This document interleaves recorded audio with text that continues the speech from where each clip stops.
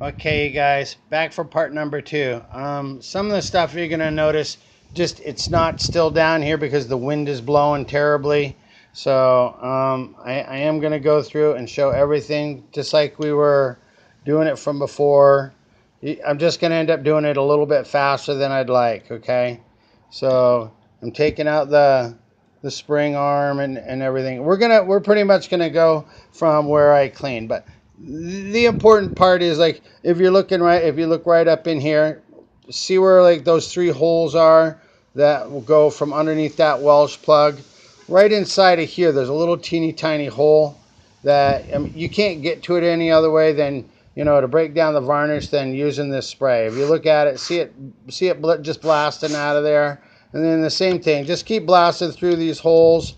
If you want to use a piece of bread twisty tie, that's cool. If it's too small, don't do it, because then if it gets broke off in there, you're really gonna have a problem. Okay. The other thing I wanted to show you is, I'm trying to keep my paperwork from blowing away. The other thing I wanted to show you, that if you can use these tubes, you can go right down inside these jets.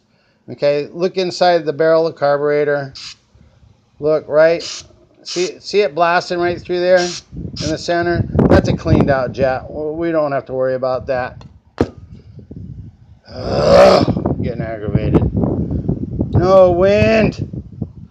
Like this. Okay, so like I said, we're just going to blow down through those jets. You want to look inside the barrel, because both of these jets lead directly into the barrel. So you want to make sure that those things are getting cleaned. Look inside. Way down in there, there's a low jet, high jet. We're good to go. So as far as I'm concerned, we've cleaned everything. We've cleaned the jets. We've cleaned all these little ports and stuff that come in. We're totally clean. You can actually see daylight going down through here from where the needle and seat go. Okay, now it's time to put these stupid Welsh plugs back in.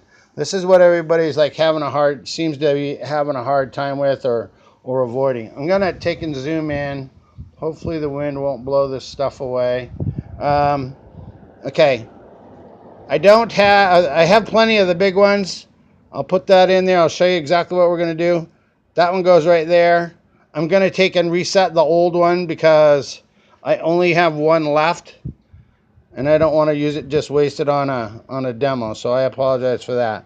So this one goes in back over here. To take and to seat them, I have a punch. Where's the punch at? See that punch? Right there.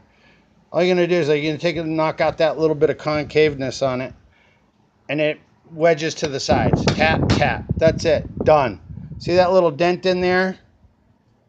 It's not coming out. Wait a minute. It just came out. Real time, real editing, guy, or no editing, guys. That's what happens. Okay, I'm going to tap this one. Maybe a little harder. Okay, that one just went back in. Oh, here it is. Got stuck on the magnet. Put it back in there. Here's the punch. Same thing. Center it up. Make sure you can see it. Tap, tap. Let's double check it again. There, it's in there. What the hell? Little insurance, right? Okay. Now we're going to take and put this bad boy back together. Here's the part that everybody seems to get nervous about, okay? Here's the float needle right there. That just drops right into the hole. That's done and out of the way. Here is the little tip lever, okay? Remember what I said in the beginning? You're going to take and squeeze that for about 10 seconds or so, and you're going to let the pudginess of your fingers get down in there to hold that spring. Here we go. I'm setting it right on that point. I'm pinching the spring. Hello, Mr. Spring. Oh, look, you're still there. All right. Now we're just going to go like this. Line it up in the little space that was created for it. Slide the fork underneath the needle valve or the needle seat. Okay, hold on. We get to practice this again. I forgot to put the pin in. I'm trying to hurry because I ran out of memory on the last one. I'm probably screwing myself here. So here we go. It's all on there. Did the spring. Boom. Switching hands. Take the baby screw. Start the baby screw in there.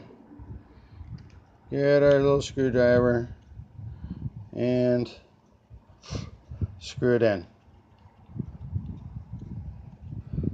Spring is under there, perfect. It's rocking. It's doing what it needs to do. Hey, guess what, guys? When that thing is in there, there's pressure behind that needle.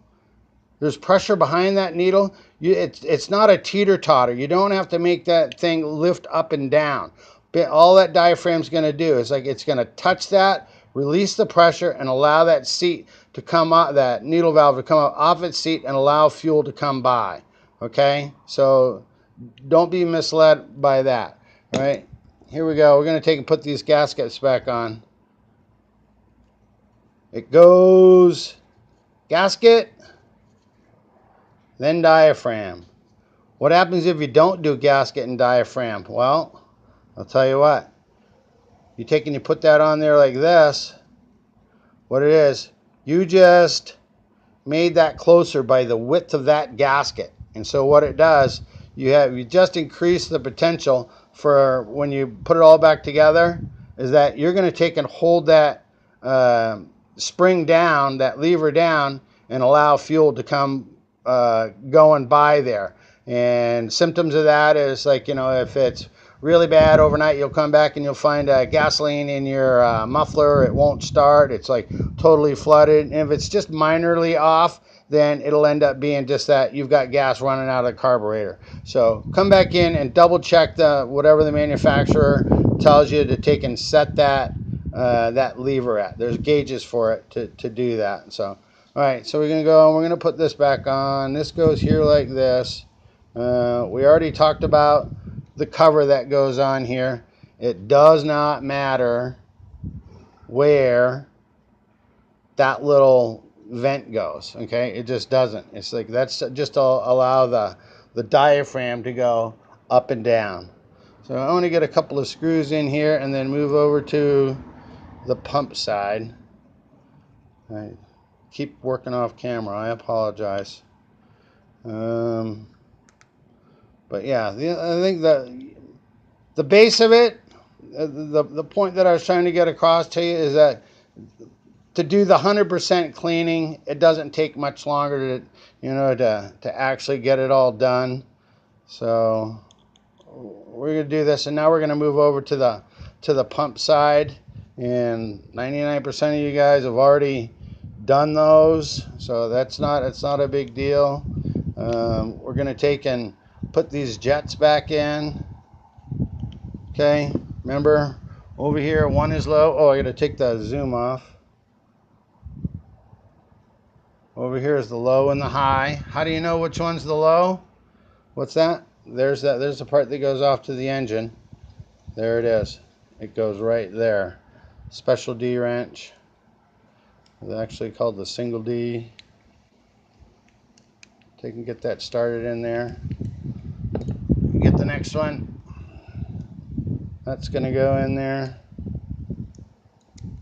Turn them in all the way in, guys. Back them out 1.5 turns until you start. Dang it, the wind's got it. Start your machine and start at 1.5 turns, and then you'll be able to fine tune from there. There we go. Just get in there. Okay. Now here we are. We're over to the pump side. Half these gaskets have all blown away in the wind, you guys. I apologize. This is going to go on. This goes like this. Remember, diaphragms go flat because... Where's my little pointer? Because... I'm having the worst time in this wind. If you look right down underneath through there, that's a gas inlet. That's like another fuel inlet. They got a crisscross, and all that stuff is getting done underneath here from the gasket and stuff. So if I can find that gasket that just blew away, Here it is. Okay, we're gonna put this on, and really the best way to take and put these back together is to do it kind of sort of upside down. Where did that go? Oh, it's still on there. There we go. So is to kind of do it upside down, because these little alignment pins will kind of hold it in place. Then just grab it on both sides like with your fingers and pinch it. You got to take and move the throttle out of the way in order to take and put this on. The screen is already back in. Here's this. This is getting ready to go back. We're holding that. That right there, that's part of the primer system. We take that out. We grab a brand new one that comes in the kit. Push it back in the middle. Give it a twist so it's all the way in. Give it a twist so it's all the way in, like that. And then new primer, new cap. Sets up just like this. And put your screws in. So I'm looking down here, and I'm not seeing any extra parts. We pretty much got it all put back together here, guys. But I do want to show you a couple of notes, and before the memory runs out on this stupid video. That's all finished. That's 100% clean, guys. We took care of the Welch plugs. We cleaned every single thing in here. There's absolutely no reason why this thing would not run when you take and put it back together.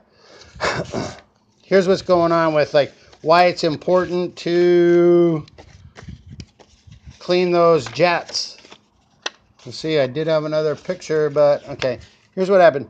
That low idle jet needs to be cleaned out, because when the throttle body is closed, it's still letting fuel come up through here, through the little pinholes that they have.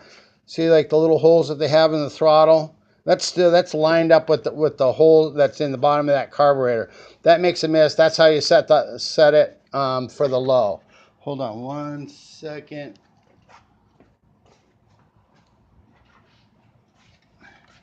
I was over there in the dog's dish. I think we went over. If you have fuel running out of the carburetor body, you might have misdone this metering gasket. I don't know. You might have just not adjusted the arm. But this is kind of a bourgeois sketch of how it works. The fuel comes in from the tank. It goes through the pump side of the carburetor. These are those little flapper valves, okay? It comes up, fuel comes up, and on that metering spring, if this thing does not have the ability to take and close down, the fuel will just run right into that carburetor body. So that thing right there, that metering diaphragm, is really important. Pay close attention to that. 9 times out of 10, that's where will have made your mistake. And then I know we're getting ready to run out. We're like 13 minutes into this. Here's what you need. Carburetor spray, flat punches, self-centering punch, Phillips screwdriver. You need a needle to get the screen out. You need a pick to get these Welch plugs out. You need a hammer to take and put the Welch plugs back in. You need the carb kit to take and rebuild the whole thing. You need a little bit of patience and have a little bit of confidence. Like you've seen it.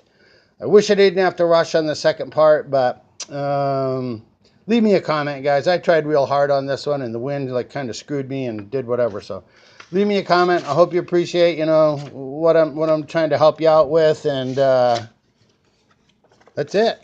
That's it for this one, guys. We'll catch you on the next one. Looking forward to what you have to say. I'm out.